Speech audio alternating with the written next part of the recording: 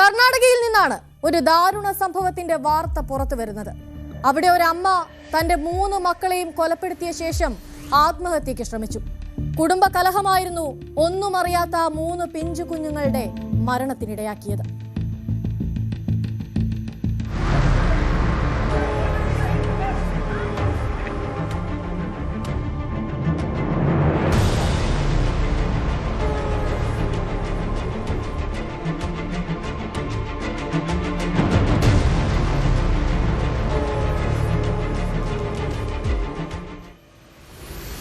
കർണാടകയിലെ ബാഗൽകോട്ടിലായിരുന്നു 28-കാരിയായ രൂപയും ഭർത്താവ് ഹനുമന്തും കുടുംബത്തിനും 3 മക്കൾക്കുമൊപ്പം താമസിച്ചിരുന്നത്.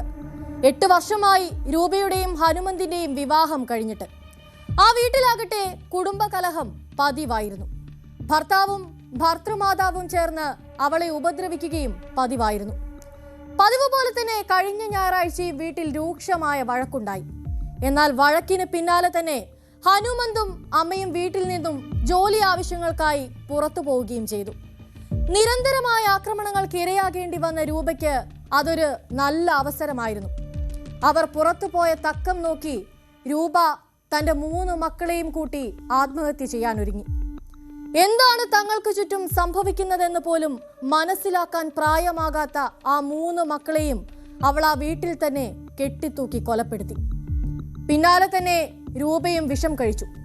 ഉച്ചയ്ക്ക് 2 മണിയോടെ വീട്ടിൽ തിരിച്ചെത്തിയ ഹനുമന്തും അമ്മയും കാണുന്നത് വീടിനുള്ളിൽ തൂങ്ങി നിൽക്കുന്ന 3 മക്കളെയും നിലത്ത് മരണത്തോട് മല്ലിടുന്ന രൂപയെയുമാണ്.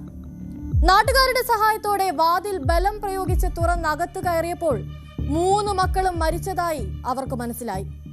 എന്നാൽ അല്പജീവനായ രൂപയെ ഗുരുതരാവസ്ഥയിൽ ആശുപത്രിയിൽ എത്തിക്കുകയായിരുന്നുവെന്നും പോലീസ് പറയുന്നു. ಸ್ಟೇಷನ್ ವ್ಯಾಪ್ತಿಯಲ್ಲಿ ಹಿರೇಮುಚ್ಚಲಗುಂಡ ಠಾಣಾದಲ್ಲಿ ಸುಮಾರು ಇವತ್ತು ಬೆಳಿಗ್ಗೆ 10 ಗಂಟೆಯಿಂದ 1:30 ಗಂಟೆ ಮಧ್ಯದಲ್ಲಿ ಮನೆಯಲ್ಲಿ ಅವನ ವೈಫ್ ಮತ್ತು 3 ಜನ ಮಕ್ಕಳು 3 ಜನ ಮಕ್ಕಳಲ್ಲಿ ಒಬ್ಬರು ಹೆಣ್ಮಕ್ಳು 6 ವರ್ಷ, ಇಬ್ಬರು ಗಂಡು ಮಕ್ಕಳು 4 ವರ್ಷ ಮತ್ತು 1.5 ವರ್ಷ. ವೈಫ್ ಮತ್ತು 3 ಜನ ಮಕ್ಕಳು ಒಬ್ಬರೇ ಇದ್ದಾಗ ಇವರು ಗಂಡ ಬೇರೆ ಕಡೆ ಹೋದಾಗ ಇವರು ಮನೆಯಲ್ಲಿ ಸುಸೈಡ್ ಅಟೆಂಪ್ಟ್ ಮಾಡಿದ್ದಾರೆ. ವೈಫ್ ಏನು ಮಾಡಿದ್ದಾರೆ, 3 ಜನ ಮಕ್ಕಳಿಗೆ ನೀರು ಹಾಕಿ ಅವರು ಕೂಡ ಡೀಸೆಲ್ ಕುಡಿಬಿಟ್ಟು ಸುಸೈಡ್ ಅಟೆಂಪ್ಟ್ ಮಾಡಿದ್ದಾರೆ. ಈಗಾಗಲೇ ಇರೋ ಮಾಹಿತಿ ಪ್ರಕಾರ 3 ಜನ ಮಕ್ಕಳದ್ದು ಡೆತ್ ಆಗಿದೆ. ವೈಫ್ ಇನ್ನು ಸೀರಿಯಸ್ ಇದ್ದಾರೆ. ಅವರು ಬಾಗಲಕೋಟೆ ಹಾಸ್ಪಿಟಲ್ಗೆ ರೆಫರ್ ಆಗಿದ್ದಾರೆ. ಇದು ಮೋಸ್ಟ್ಲಿ ಇದು ಬಿಕಾಸ್ ಆಫ್ ಗಂಡ ಹೆಂಡತಿ ಜಗಳ ಅಥವಾ ತಂದೆ ತಾಯಿ ಕಡೆಯಿಂದ ಕಡೆಯಿಂದ ಮಾಡಿದ್ದಾರೆ. ಇನ್ನೂ ರೀಸನ್ ಕ್ಲಾರಿಫೈ ಆಗಬೇಕು. ಇದರಲ್ಲಿ ಏನು ಲೀಗಲ್ ಪ್ರೊಸೆಸ್ ಏನಿದೆ ಆದಷ್ಟು ಬೇಗ ನಾವು ಮಾಡ್ತಾ ಇದ್ದೀವಿ.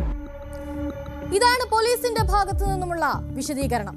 രൂപയുടെ നില ഇപ്പോഴും ഗുരുതരമായി തന്നെ തുടരുകയാണ്.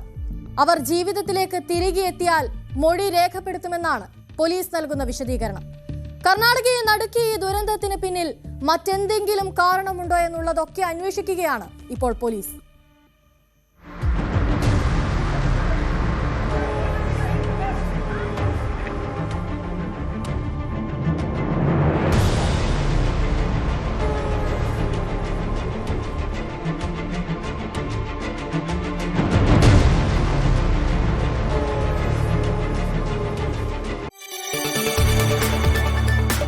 കൂടുതൽ വാർത്തകൾക്ക് News 18 Keralam YouTube channel subscribe ചെയ്യുക.